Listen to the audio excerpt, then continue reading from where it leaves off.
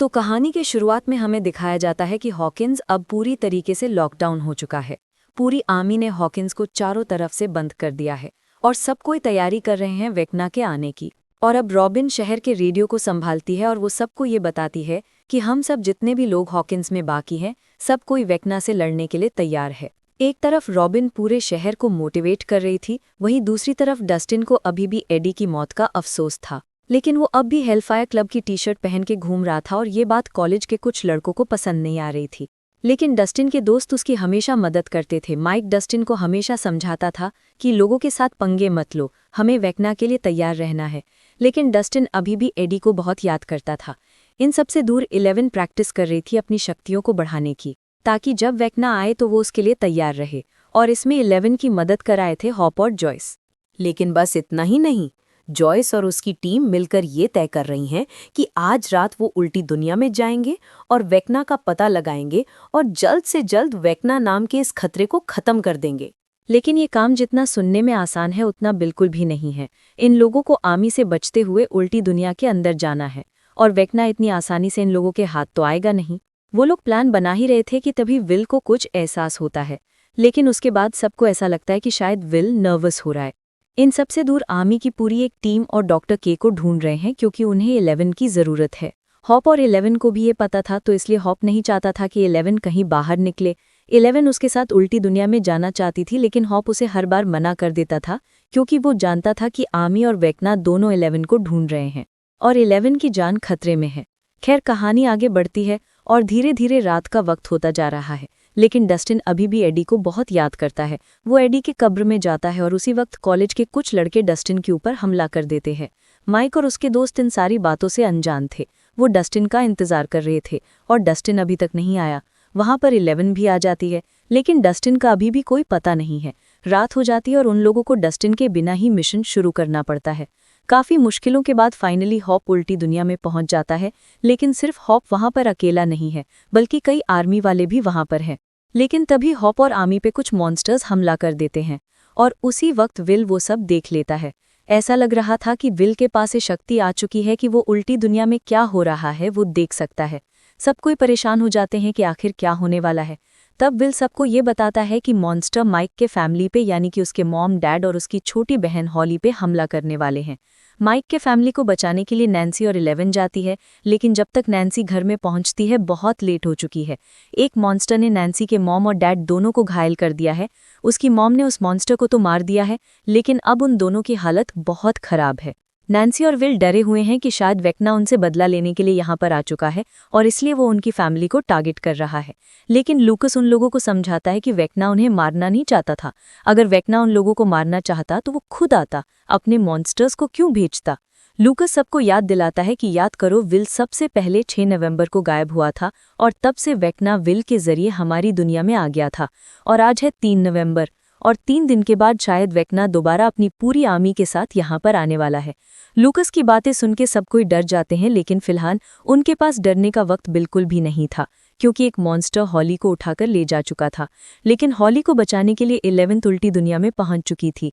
वो और हॉप मिलके हॉली को ढूंढ रहे थे और वहां पर दूसरी तरफ विल जॉयस को बता रहा था कि इस बार जो उसके विजन्स हैं वो पहले से भी ज्यादा खतरनाक हैं।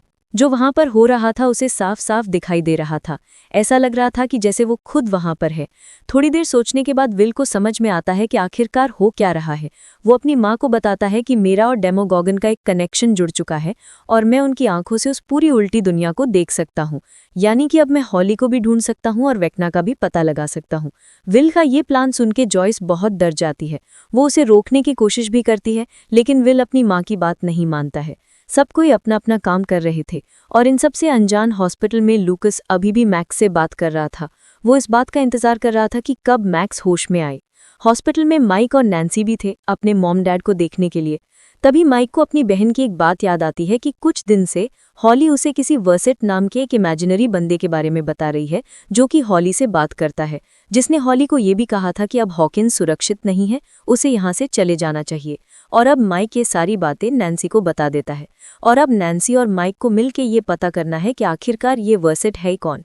और वहाँ दूसरी तरफ स्टीव और जॉनथन को भी फाइनली डस्टिन मिल जाता है और वो तीनों मिलके हॉप की मदद करने की कोशिश कर रहे हैं।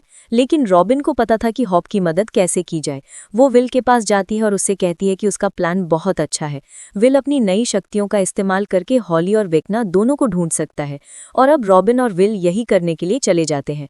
और वहाँ उल्टी दुनिया में 11 और हॉप भी हॉली को ढूंढ रहे हैं, लेकिन काफी कोशिश करने के बाद भी उन्हें हॉली मिलती नहीं है।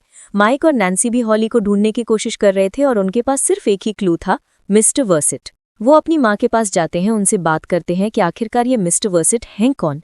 तो उनकी माँ बताती है कि एक दिन स्कूल में टीचर ने हॉली को अकेले में बात करते हुए देखा। उन्होंने मुझे बताया और मैंने जब हॉली से पूछा तो हॉली ने मुझे बताया कि एक आदमी है जो कि मेरी मदद करना चाहता है। उसने मुझसे वादा किया है कि वो मुझे, हॉकिंस को, मेरी फैमिली को, सबको बचा लेगा।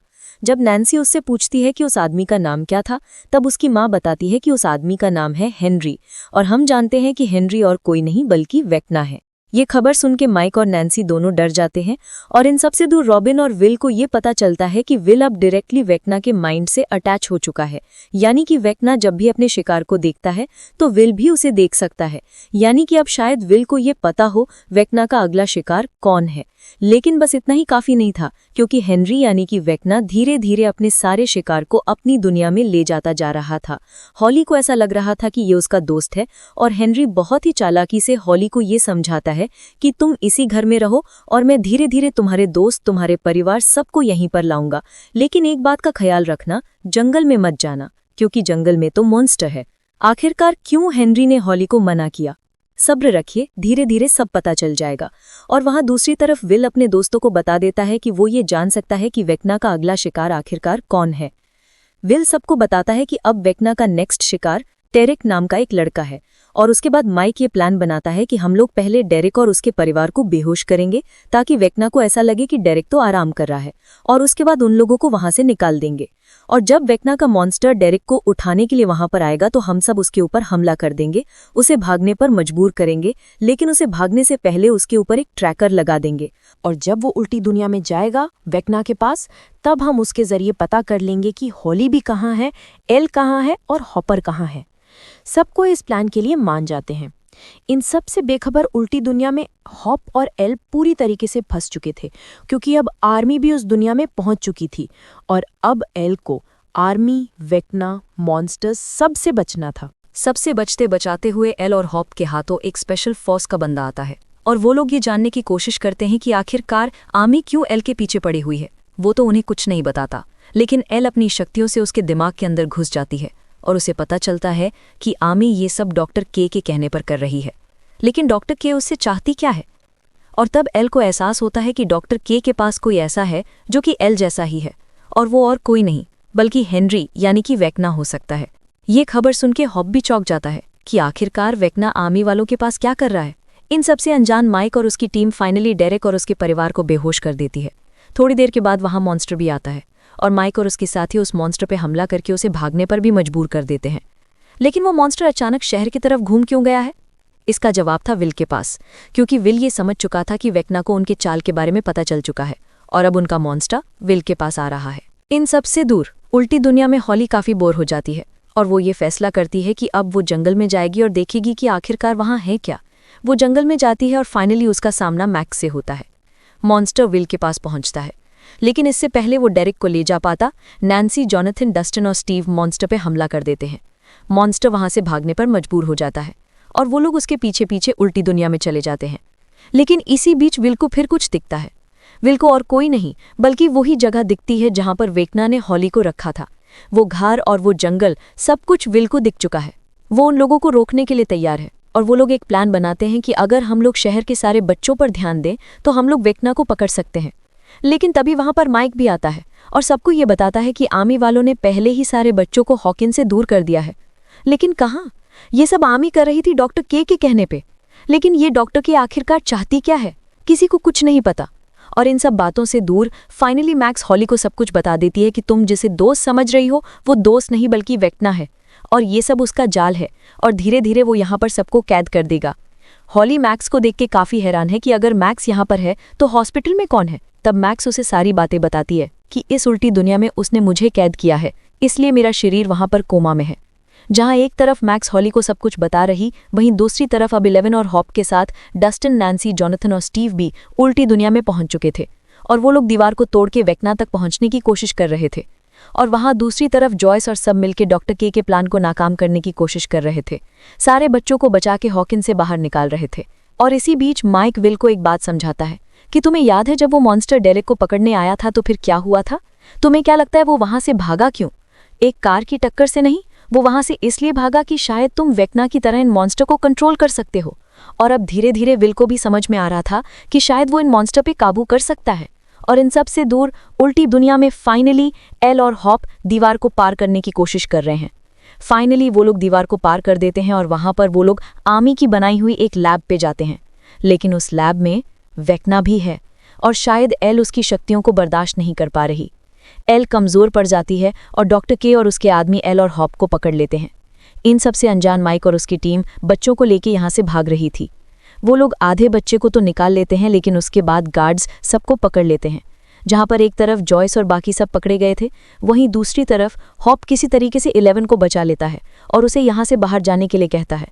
लेकिन किसी को पता नहीं था कि अब किसी के पास कोई वक्त नहीं है, क्योंकि डेमोगॉगन की एक पूरी सेना उनके ऊपर हमला कर देती है। जहां पर एक तरफ माइक और बाकी सब इन लोगों से बचने की कोशिश कर रहे थे, वहीं दूसरी तरफ 11 फाइनली वेक्ना को ढूंढते हुए लैब के अंदर चली जाती है। लेकिन वहां वेक्ना नहीं, बल्कि उसकी पुरानी दोस्त 8 है। वो 8 से मिलकर बहुत खुश होती है। लेकिन अब वक्त खत्म हो चुका है, क्योंकि फाइनली अपने सब शिकार को लेने के लिए फाइनली वहां पर वेक्ना आ चुका है। सब कोई उसे रोकने की कोशिश करते हैं, लेकिन कोई भी उसे रोक नहीं पाता। और फिर वेक्ना के इशारे पे उसके सारे मॉन्स्टर उसके शिकार को ले उल्टी दुनिया में चले जाते हैं। लेकिन वहां से जाने से पहले वेक्ना विल को देखता है। विल के पास आता है और उससे कहता है कि तुम मेरे पहले शिकार थे और तुम ही ने मुझे ये एहसास दिलाया कि तुम लोग कितने कमजोर हो, और देखना मैं धीरे धीरे सब पर काबू कर लूंगा। ये कह के वेक्ना वहां से चला जाता है। लेकिन अब वेक्ना की बातें विल को तंग कर रही थीं। विल को ये साबित करना था कि वो कमज़ोर नहीं है। और फाइनली अब विल अपनी शक्तियों को पहचान जाता है। वो 11 और वेक्ना दोनों से ज़्यादा शक्तिशाली था। वो अपनी शक्तियों से इस शहर के सारे मॉन्स्टर को एक साथ ही मार देता है। और ये सब माइक और बाकी सब देख लेते हैं और सब समझ जाते हैं कि अब विल के पास नई सुपर पावर आ चुकी है। यहाँ पर होता है ये कहानी ख़त्म। इंतज़ार कीजिएगा वॉल्यूम 2 का, जो कि आएगा दिसंबर में। तब तक के लिए thank you and good bye.